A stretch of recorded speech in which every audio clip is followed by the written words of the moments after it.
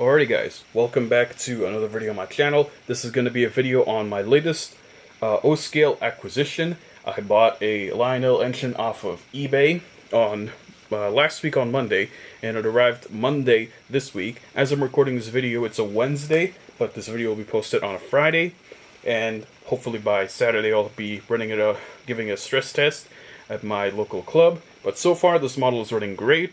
Had a few small issues with the details breaking off, but I'll get more into that a little bit later. So let me pull this bad boy out.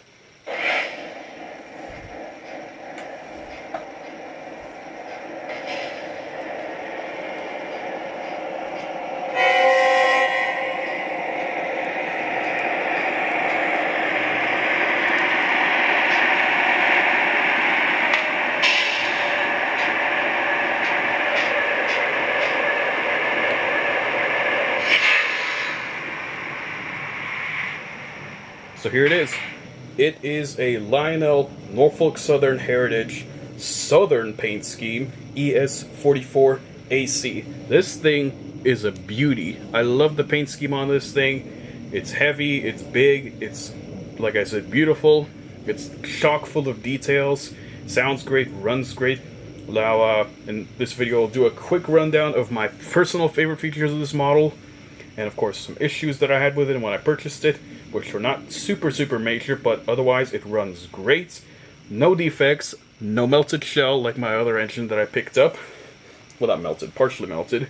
But yeah, let's go over the amazing features that I find amazing with this particular engine. So first of all, the star of this show has to be the overall look of the engine. It is so detailed, it is so very colorful. So first of all, I'd like to see the trucks are on a level of their own.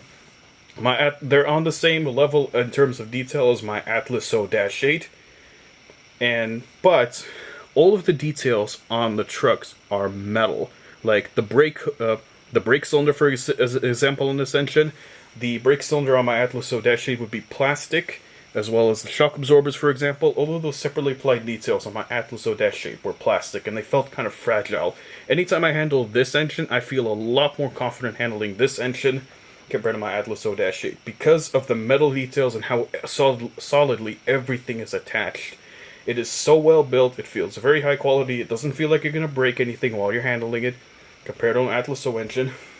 Of course, the other star of the show has to be the kinematic pilots that Lionel created for this engine. I'm glad to see that they recycled this from the Vision Line model. That's particularly why I bought this thing, because one of my dream engines I want to own is the GE Evolution Hybrid, but those things are going for like thousands of dollars on eBay. This was the next best thing. It's the closest thing I can get to the Vision Line model without having to pay for the Vision Line price. But the kinematic pilots are amazing. Everything's pretty much metal except for the steps. The MU cables are metal. You can't really see that, but I'll do a sort of an in-depth review of this engine later on. But yeah, most of the stuff is metal on this engine. Everything from the waist down is metal. Everything from the waist down is metal. Everything up is plastic with metal details added onto it. Of course, you can't really see that. Let me actually move the camera up front here as well. The details are astonishing. I mean, these yellow grab rails everywhere look absolutely amazing. These wipers, for example, these are metal. The rear ones are plastic on the rear windows, but that's not too big of a deal, because they still look really good. If I look closely at the side of the cab, the windows actually move. There's windscreens on the sides of the cab that also move as well, but I'm not going to demo that for you because I'm afraid I'd break something, even because those are plastic.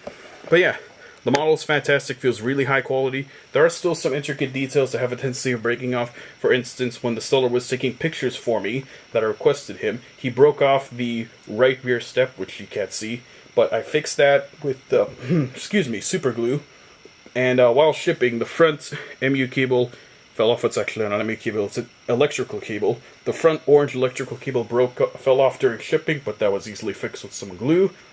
And otherwise, model is in pristine condition. It runs great. Again, sounds great. Looks amazing. The only problem I have with it is the glossy finish is a fingerprint magnet. The whole entire thing's covered in fingerprints, sorry. Dirt. The white finish on the bottom here also attracts a lot of dirt. So if I'm working on the engine, greasing it or lubricating it, any kind of grease or oil I get on my hands will show up on the engine. Thankfully, it cleans off very easily because it's glossy and doesn't really attract dirt all too well. But yeah, engine's amazing. Hopefully this thing will be a great runner. I'm so glad I picked this thing up. I got it for half of the MSRP on eBay. It was a great deal. I love this engine. I'm not going to be selling this engine anytime soon. There are a couple of problems I ran into this engine, particularly. This thing's been sitting for 5 years. There's a whining sound coming from the line drive gears, but I think I actually fixed that. And you can't really hear the whining sound coming from the line drive system with the sound maxed out. The smoke unit motor whines like crazy, but I'm pretty sure as I run the engine at my local club for a couple hours, that'll probably go away. And the MU cable just fell off again. Well, I'll fix that later. I'll fix that with some glue later. Apparently I didn't do a good job of gluing that on. But yeah, that won't really affect the engine all that much. It just randomly fell off. That's incredibly weird that it just fell off completely randomly. But yeah, the engine's great. It's gonna need to be broken in a little bit because it's been sitting in its box supposedly for 5 years. Never really been run. So I'm gonna have to break it in. I'm gonna have to give it a lot of love and a lot of running time. So yeah, let's enjoy a quick running session in a minute and to conclude the video. So catch you guys in a bit with the running session. Alright, running session starting in a minute. Actually, 2 seconds. I don't know if you can hear me, but if I do a quick short horn blast, it'll do crew talk. Well, that wasn't. There we go. I think that worked. No? Hold on.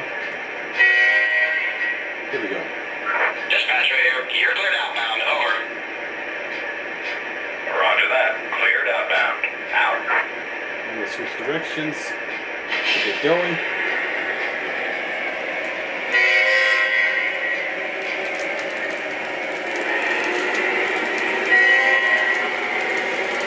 Dispatcher, are we clear to the next junction? Over. Go ahead.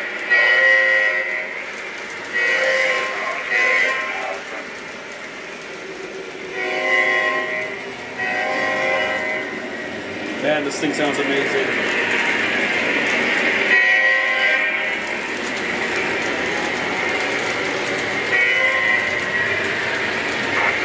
Dispatcher, are we clear through the next one? Over. Go ahead. Over.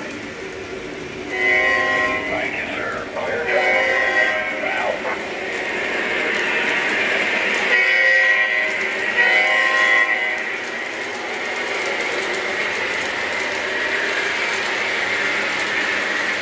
Speed it up a little bit.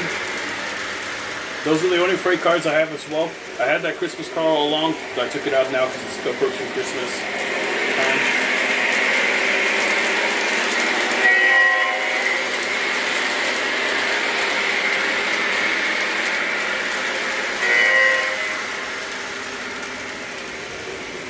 We're gonna do one more lap and then I'll call the video.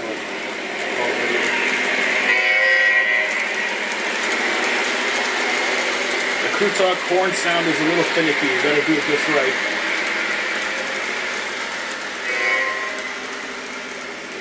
Dispatcher, are you still all clear? Over. Okay, let's do one more lap. Lap started. Clear ahead. Over. Very good. On schedule. Out.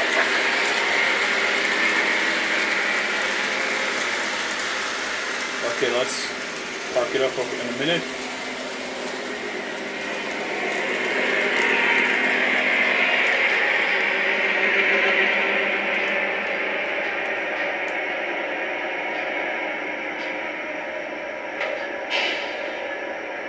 And you might be able to see there's the ground lights on the side.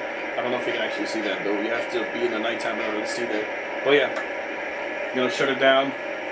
Call it a video.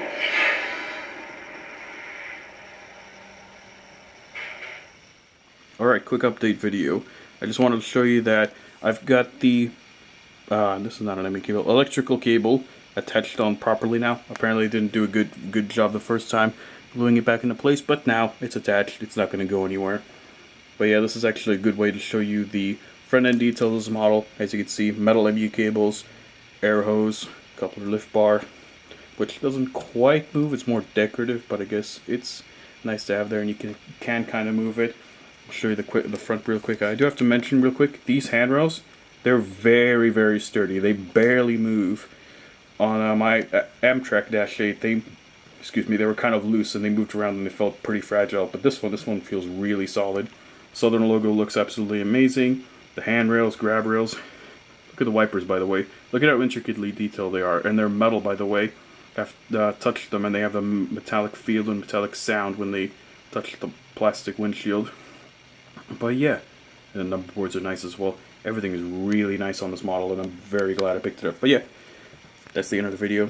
Wanted to show you that I fixed the AV cable and stuff. And this, again, definitely the end of the video. I won't keep you guys for much longer. Bye.